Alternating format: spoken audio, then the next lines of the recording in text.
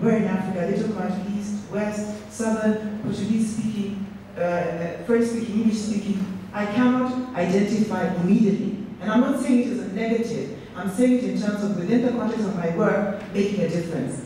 I can't pretend that I'll go to Cameroon and have the same major impact as I have in Kenya, because I don't speak French. Well, Cameroon, they have English as well, so I probably would survive. Let's take Senegal, for example. I don't speak French. The culture is alien to me, to an extent, and not in a negative, just because I'm a foreigner, even if I'm an African. So those are kind of situations and scenarios and starting points that when you start talking, and I bring it down to the context of my young people, the ones who I work with, who I communicate with, we have a lot of dialogue with them, because we talk about having design dialogue in order to be able to hear what it is they actually feel is going on with them. I can't have a conversation about Africa with them. And I go back and I report what I do, because they always wonder why I'm never there, because I get invited to a lot of talks and different things. And I try to explain where I'm going, why I'm going, and what good it is to them.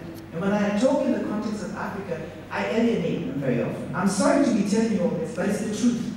This is what happens to young people. And what I'm trying to do and say by that is that we need to come back to the basics. We need to cut it down and focus. Yes, let's think globally. Let's think universally. Let's think continentally. But let's go back to national. Let's go back to communal, community, the regions. Because the people we're trying to impact are individuals. And they get lost in that mix very often. And I'm not saying in the sense of the institutions that do higher learning. Those people work with individuals. But in higher learning, we're all the same. Whether I come from Germany, I come from Eritrea, I come from Uganda, in higher learning, we're at a level where we're all on an equal playing field because we've had the basic education. I work with young people who do not have the basic education. And on that level, we need to go back to basics. So part of our work and part of the awareness that we try to create in the work that we do is to try and move these young people to start thinking individually and think of their individual needs, but in the context of the communal. And when you're talking about education, the reason education becomes so problematic, I'm less inclined to say that we don't have enough resources, we're not yet ready, we don't have enough teachers and all. I'm inclined to think that we neglect taking care of that. Because I'll take Kenya as my example, because like I said, I want to go nationally, I want to narrow it down. We have excellent schools in this country. We have excellent teachers. We have excellent resources for learning, if you can afford it. But why is it that? It's because we don't, and this is where I turn it around again, in this context, what I would like to see is that people think individually, because they think, I want this for my child. I want my child to have this kind of education, but I want them to act nationally. Because if you act nationally and say, I want the government to make it possible, then I can afford it.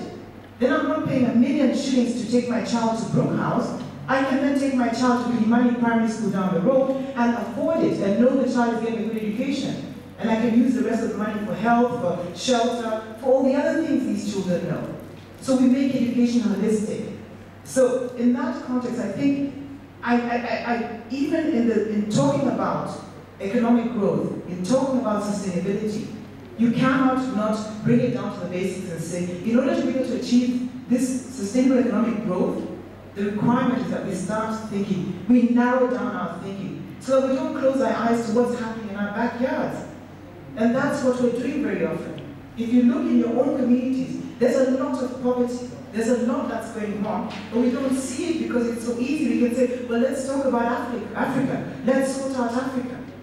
But what about what's going on in your neighborhood? What about the crime in your neighborhood? What about the kids who are not going to school and you're afraid because you've got these high walls, these gates, and the Askaris who actually are students who went to school, did everything right, didn't manage to get into university, so end up being Askaris, and at night they're doing an accounting course to try and get out of that.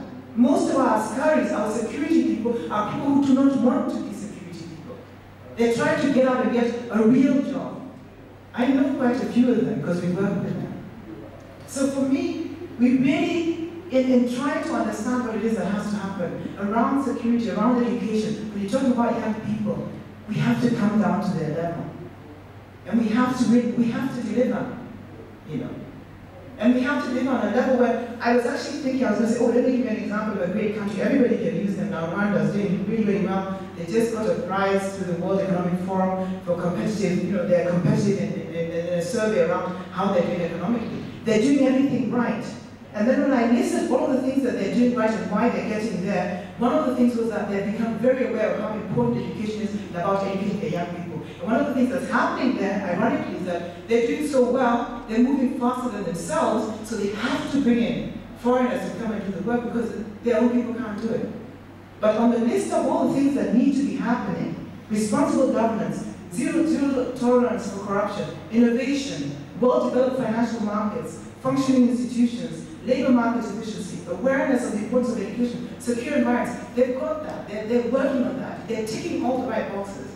Then I said, okay, let me take a bad example. Sorry, no offense here. Like I said, I'm talking for the young people. Let me take my own country. My own country also would get a prize, Kenya, because we have one of the best private sector infrastructures. We have the best skilled laborers. We're very, very highly educated. So we have the conditions already to be way, way ahead of Rwanda. Then I list all the things that were put as a plus point for Rwanda. Governance. In this case, I didn't put what type of governance. I just put governance, question mark. Corruption, question mark. I'll just throw that into the room. Innovation, often killed by the above. Financial markets, vulnerable for the reasons we know. We have a lot of few very interesting stories in the newspaper at all times. Institutions, hampered, I won't say by what. Labor market, majority of jobs in this country and in this city are low-paid informal sector jobs. That means our economy is being held up actually for the normal wananchi by the low-paid informal sector jobs. Juakali are the ones who are holding us up. We are doing very well, but if you look at the numbers in terms of employment, they're on the wrong side of the divide. They're not in the west, they're in the east. If anybody knows Nairobi, eastly westerns. Yeah? Skills base. Skills base is beginning to deteriorate, and this was a surprise to me because we're having an issue now that secondary school results, the children are doing worse than they used to do before. The scores are getting worse. People are getting worried about that. So what's going on with quality education? And our security, everybody knows it. It's a booming business to be in the security business in this country, and in particular in this town. This is what the young people are confronted with. This is the comparison of a country where actually we should be somewhere else. I'm putting it out there and being provocative. And if you want to really know the example of the picture that is drawn of what's going on in Kenya, just go out and try driving. It doesn't have to be in the rush hour. Has anybody ever tried to drive in this traffic? Do you see how we treat each other on the road? And believe you me, it's not a Kenyan phenomenon. Everybody arrives, that's wherever you come from, Europe, America, wherever. We all get in there and get to it. Everybody drives like crazy. Nobody gives anybody any space. That's how we're trying to run our economy. Everybody for themselves. This is, again, I'm talking in the voice of the youth. It reflects how we feel about each other, how we treat each other, with so little respect. There's so much in this country. And like I said, forgive me and bear with me that I'm going on a national level, because I think we need to go to the basics and start challenging what's happening in individual countries to make change happen. Because individuals make change happen. It doesn't matter what great policies you have. It doesn't matter what a wonderful constitution you have. If the individuals don't go along, you're a sitting duck. Well, sitting duck in the sense that anything could happen and anything would explode. And we have to come back and talk about that. We have to be aware of it. The Kenyan traffic is never going to change unless we start obeying rules. We start respecting each other. We start realizing when a red light's a red light, it's a red light because you've got to stop. Not because we're telling you to stop because we want to control you, but because you might hurt somebody coming from the other end. Who's ever tried to cross the zebra crossing at Kenyatta National Hospital? Those guys can't walk across the road. And I'm equally guilty. I do the same. Believe you me. I don't stop because I'll never get where I want to go. And imagine an economy like that. Let me walk all over everybody because if I stop, I won't get where I want to go. We need to change that. And this is what we're giving our young people. And another thing that's so unfortunate is people tend to say, oh, Kenyans are so resilient, we're so resilient. We're even proud of it. Where I come from, in my area level, we have a saying, Wangi cage, which means we're used to hunger. And it's said with such a tone that you get the impression that they're actually proud of it. No, you can't be proud of being used to hunger. You can't be proud of being poor because you're resilient, you've managed to survive. Because when anything happens and your kid dies, you mourn and you go on and you have the next baby. No, life shouldn't work like that. We need to start changing that mentality. We need to start changing that thinking. And that's what we do with the young people that we work with in South Chifu. Before we do anything else, we have a discussion around what's going on in their heads. We question the idea that we're an emerging economy, we're doing well, and actually nationally, we look at what the benefit is to the young people, to the minority, it's minimal. 60% of the people who live in Nairobi are living in the slums. Almost 60%. And maybe I exaggerate by 10%, but that's 50% nonetheless. Live in the slums. And we're a wealthy nation. I read somewhere, somebody wrote, Kenya is a rich country with poor people, poor citizens. A rich country with poor citizens. That's terrible. We shouldn't be like that. But what happens is that people get used to it, resilient. And one of the things we do with the organization, we work with the young people, is we try to teach them, we try to kill this victim mentality. Stop feeling you're a victim. People are, it's you poor, there's nothing you can do, so you just have to wait. Somebody's going to pull you out of the trouble and make your life better. No. You can do it for yourself. The country is not poor.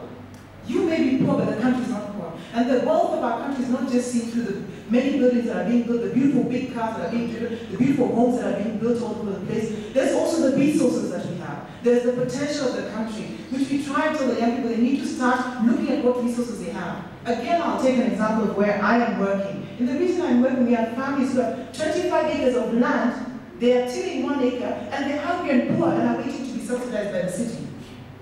So people are sending food and money home into the rural area. When I was growing up, we used to go and get food from our country. We came back with a bus load, a car load, a truck load of food.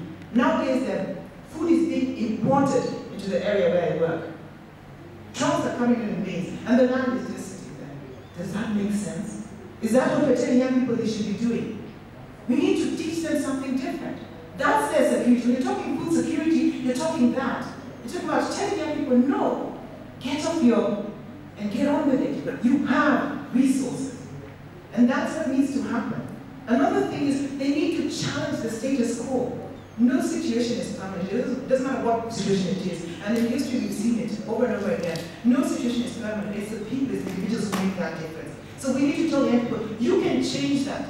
And you can change it for the positive, not the negative. Let's not have the fighting that happened after the elections. Let's do something positive.